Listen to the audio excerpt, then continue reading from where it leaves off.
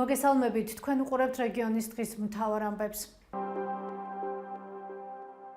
მეწყერი ჩამოწვა საავტომობილო გზის ნაწილი დააზიანა. ადგენი ახალციხის დამაკავშირებელ გზაზე, სოფელ არლის მიმდებარე ტერიტორიაზე. როგორც კადრებში ხედავთ, მეწყერის შედეგად ფერდობი ჩამოიშალა, რამაც სამანქანო გზის ნაწილი მოიყოლა. ადგილობრივებისთვის ეს ახალი პრობლემა არ არის. მეწყერი აღნიშნულ გზაზე გასულ წელსაც ჩამოწვა. მაშინ ადგენის მერმა გოჩა ქიმაძემ გვითხრა, რომ გზა საავტომობილო გზების დეპარტამენტს ეკუთვნოდა. მისივე თქმით, მიმდინარეობდა პროექტირება და დაგეგმილი იყო როგორც გზის მოწესრიგება, ასევე ფერდობის გამაგრება. თუმცა ვიდრე შესაბამისი სამუშაოები დაიწყებოდა, სტიქია განმეორდა და ამჯერად უფრო დიდი მონაკვეთი დააზიანა. რა გეგმები აქვს დეპარტამენტს? უწყებაში გვითხრეს, რომ პრობლემის შესახებ ინფორმაცია აქვს და იგეგმება საყრდენი კედლის გამაგრება და ნაპირსამაგრის სამუშაოების ჩატარება. თუმცა როდის და რა ბიუჯეტია გათვალისწინებული, ვერ აკონკრეტებენ.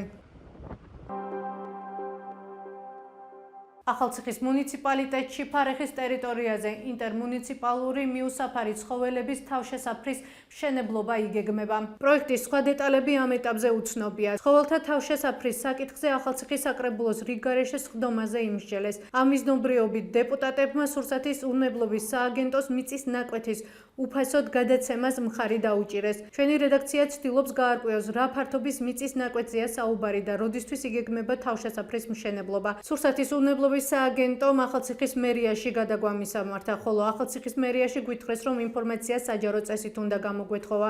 საჯარო წესით ინფორმაცია უკვე გამოვითხოვეთ. ინფორმაციის მიღებისთანავე მასალა განახლდება. მერიის ეკონომიკის სამსახურის ხელმძღვანელის გიორგი თედორაძის განმარტებით, თავშესაფარი სოფელ სხვილიში მდებარე ტერიტორიაზე მოეწყობა და რამოდენიმე მუნიციპალიტეტს მოემსახურება. ჩვენი რედაქცია რეგიონში მიუსაფარ ცხოველთა თავშესაფრის მშენებლობის საჭიროებებზე წლებია მუშაობს. 2018 წელს ინტერმუნიციპალური თავშესაფრის მშენებლობაც დაანონსა, თუმცა არაერთი დაპირების მიუხედავად პროექტი არ განხორციელებულა. თემაზე მუშაობას განვაგრძობთ. დიუშენის კუნთოვანი დისტროფიით დაავადებული ბავშვების მშობლებს დღეს საქართველოს პატრიარქი შიო მესამე შეხვდა. აუდიენციის დასრულების შემდეგ კახა წიქარიშვილმა შეხვედრის ერთ-ერთმა მონაწილემ თქვა, რომ იგეგმება სამუშაო ჯგუფის შექმნა, რომელშიც გაწევრიანებული იქნება საპატრიარქოს ჯანდაცვის სექტორის წარმომადგენლები და მშობლები. მშობლების თქმით, შეხვედრაზე მედიკამენტების საჭიროებებთან ერთად დიუშენის დაავადების მქონე ბავშვების მხარდასაჭერი საერთო ფონდის შექმნა და მძიმე შემთხვევებისთვის სწრაფი დახმარების მექანიზმის ამოქმედებაც განიხილეს. მშობლები ამბობენ, რომ დაავადების პროგრესირების გამო ბავშვებისთვის დრო განსაკუთრებით მნიშვნელოვანია და იმედოვნებენ, რომ მათი მოთხოვნები ყურადღების მიღმა არ დარჩება. ბოლოზარი წალკის ნომერ 1 საჯარო სკოლაში. მე-12 კლასის დამრიგებლის ცნობით სკოლა 10 მოსწავლემ დაამთავრა. ჩვენი ჟურნალისტი ლამუნა ირემაშვილი მოსწავლეებს წალკის კანიონის მიმდებარედ შეხვდა და რამოდენიმე კითხვა დაუსვა. ვნახოთ ვიდეო. როგორი იყო დღევანდელი დღე? დღევანდელი დღე იყო სასიამოვნო, ასევე იყო გაწყობით და ხიარო. ძალიან ემოციური დღე იყო, ძალიან კარგი, ყველაფერი გადაჭირდა და რავი, სიამოვნეთა ჯერ კიდევ წინ გველესწრე.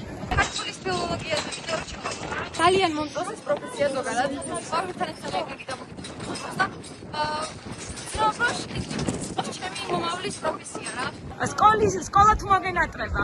რავი, ალბათ არა. რატო?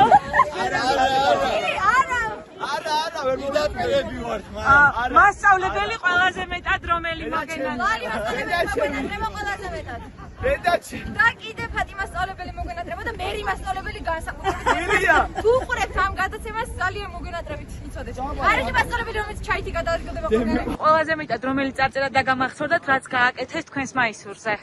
ყველაზე მეტად დამამახსოვრდა პირველივე წარწერა, რომელიც სოციალური პროექტი რო ამოიწურა. რატომღაც ესე ჩავთვალე. გარდა იმისა, რომ ვარ დამრიგებელი ამ ბავშვების სამოქალაქო განათლებას ვასწავლი და ჩემი აი ეს თითოეული წარწერა კავშირშია იმ ჩემ საგანთან და ამ ბავშვებთან ყველასთან. დღეს მე ძალიან დიდი ემოციის ვიშვრები მივხვდით რომ ერთადერთი შვილი მყავს და ამან დაამთავრა საშუალო სკოლა და დაამთავრა ჩემ კოლეგებთან ერთად აღიზარდა და ეს ჩემთვის ძალიან დიდი ბედნიერება.